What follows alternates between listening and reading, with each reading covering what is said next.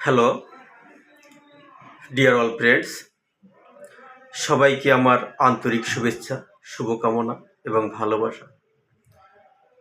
2024 শেষ হয়ে গেল, সবাইকে 2025 নতুন বছরের শুভেচ্ছা রইল।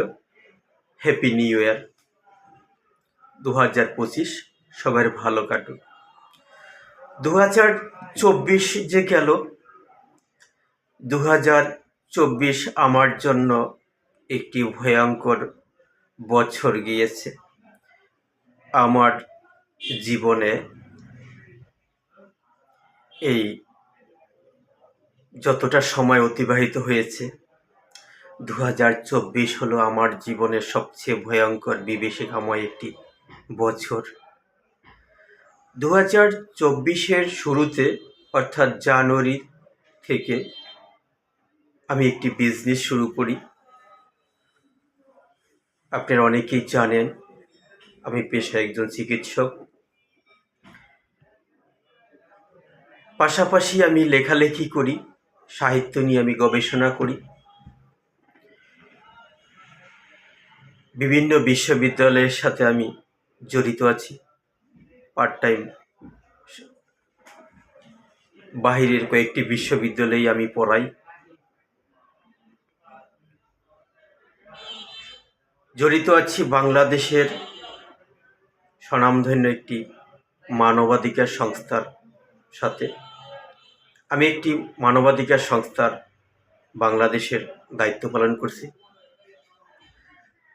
এছাড়া ইলেকট্রিক মিডিয়া, প্রিন্ট মিডিয়া সহ বিভিন্ন ধরনের মিডিয়ার সাথে জড়িত আছি।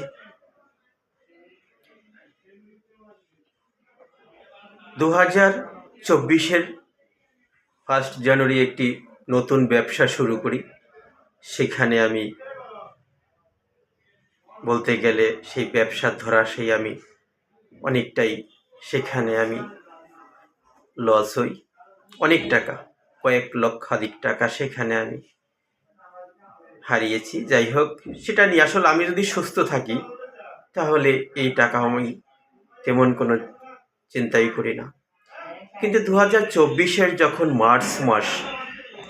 মার্চের ফার্স্ট উইক হঠাৎ করে আমি অসুস্থ হয়ে পড়ি। সেটা হচ্ছে আমার চোখের রেটিনার প্রবলেম।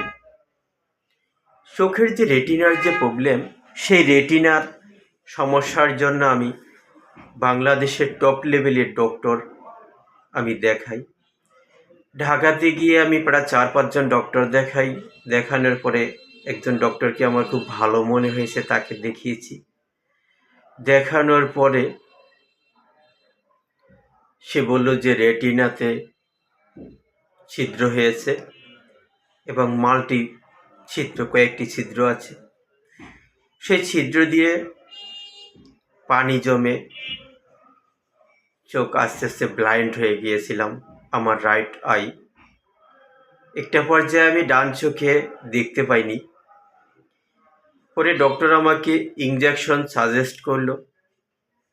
4টি ইঞ্জেকশন 28 ডেজ আফটার 4টি ইঞ্জেকশন আমি প্রয়োগ করি আমার এই ডান চোখে। একটা পর্যায়ে আমার সেই রেটিনার চিকিৎসা করতে গিয়ে আমার কর্নিয়া পর্যন্ত, কর্নিয়া হচ্ছে চোখের ফ্রন্ট পার্ট আর রেটিনা হচ্ছে একবার চোখের ব্যাক পার্ট, খুব প্রিসিয়াস একটি অর্গান, সেটা নষ্ট হয়ে গেছে এবং চোখের কর্নিয়াও অনেকটা নষ্ট করে ফেলেছে। এরকম মুহূর্তে আমি যখন ডান চোখে ফুললি ব্লাইন্ড হয়ে গিয়েছি, কথাগুলো বললে আমার এখনো চোখে জল চলে আসে। আমি সেই কি বিভীষিকাময় দিনগুলো তখন পার করেছি। প্রতিটি মুহূর্ত আমার জন্য কতটা বিষাক্ত ছিল সেই 2024-এর সেই মার্চ থেকে। আমি